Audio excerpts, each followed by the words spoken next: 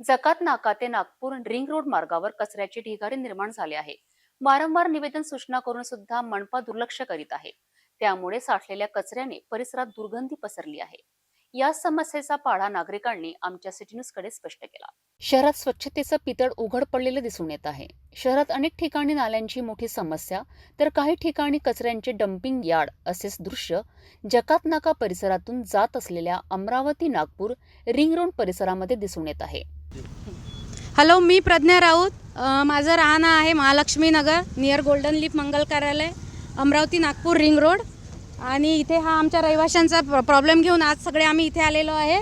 हा dumping zone नसून इथे आमच्या एरियामधला कठोरा ग्रामपंचायत आणि आजूबाजूला असलेल्या हॉटेलचा वेस्ट आणि पोटे कॉलेजचा सगळा कचरा हा इथं डम्पिंग ग्राउंड नसूनही हा सगळा कचरा इथे टाकला जातो. याचा आम्हाला स्वास्थ्यासाठी पण त्रास आहे. याच्यामुळे आमचं ट्रॅफिक जाम होतं. रोज रात्री 2 ॲक्सिडेंट होतात. रात्री 10:30 नंतर इथं सगळ्या हॉटेलचा खरकटं टाकल्या जातं. त्यामुळे हे कुत्रे गायी यांचं प्रमाण इथे खूप वाढलेलं आहे आणि त्यामुळे ॲक्सिडेंटचं प्रमाण वाढलेलं आहे. हां, महानगरपालिकेला याआधी आम्ही सूचना दिलेली आहे.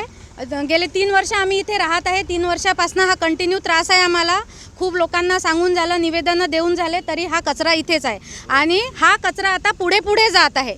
पहिले हा कचरा कॉर्नरवर होता, आता तिथे काम चालू झालं, त्याच्यामुळे हा कचरा असा पुढे पुढे जात आहे. आणि हा हायवे आहे, रिंग रोड हा एंट्री पॉईंट आहे आपल्या अमरावतीचा. आम्ही खूप प्राऊडली सांगत होतो की आमचं घर आहे रिंग रोडवर. आता सांगावं लागते जिथे कचरा दिसतो तिथून टर्न घ्या म्हणून.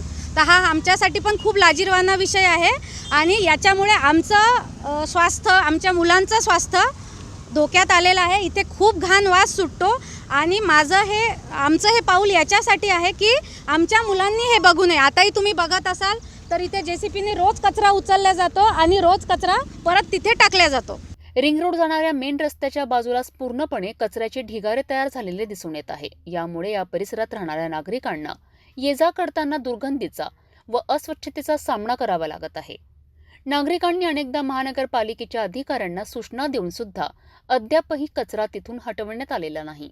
रोज महानगरपालिकेच्या गाड्या येतात आणि थोडा कचरा घेऊन जातात, मात्र कचरा जसे थे तसे. त्यामुळे याच ठिकाणी डम्पिंग ग्राउंड सारखे दृश्य निर्माण झालेले दिसून येत आहे. त्यामुळे स्थानिक नागरिक पूर्णपणे त्रस्त झालेले आहेत.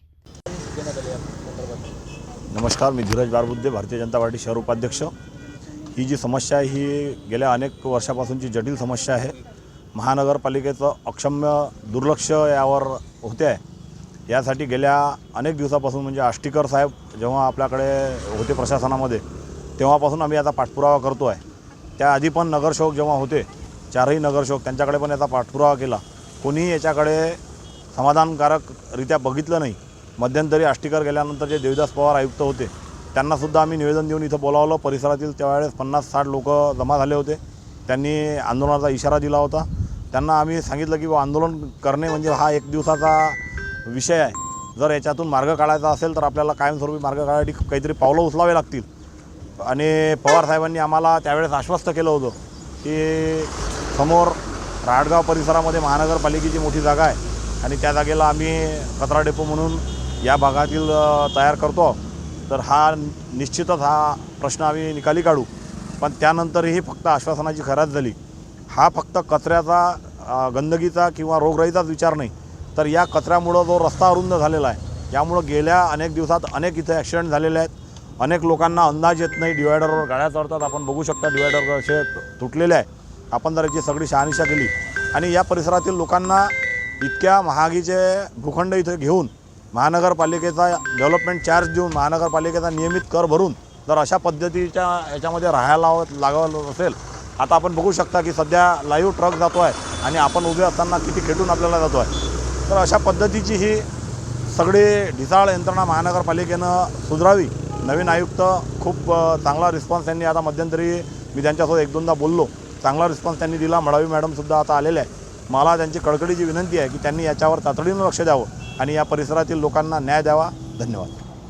परिसरातील अनेक नागरिकांनी याच अस्वच्छतेबाबतच्या प्रतिक्रिया सिटी न्यूजकडे स्पष्ट केल्या. माझं नाव डॉक्टर नरेंद्र तराळे आणि आज आम्ही इथे महालक्ष्मी नगरमध्ये राहतो आणि महालक्ष्मी नगरच्याच बाजूला हा जो कचऱ्याचा एक मोठा यांनी केलेला आहे. इथं याआधी आयुक्तांना आम्ही कंप्लेंट केली होती उपायुक्त इथं येऊनसुद्धा गेले, त्यांनी सुद्धा पाहणी केली आणि कारवाई करतो म्हणून त्यावेळी आम्हाला तोंडी आश्वासन ह्या गोष्टीला 4-5 महिन्याच्या आधीचा कालावधी आहे. परंतु तरीसुद्धा अजून जी परिस्थिती आहे ती उलट वाढत जात आहे, अजून कमी कोणतंच होत नाही. यामुळे काय होऊन राहिलं की आमच्या आरोग्याला धोकादायक आहे. इथचा वास आमच्या नगरापर्यंत येतो.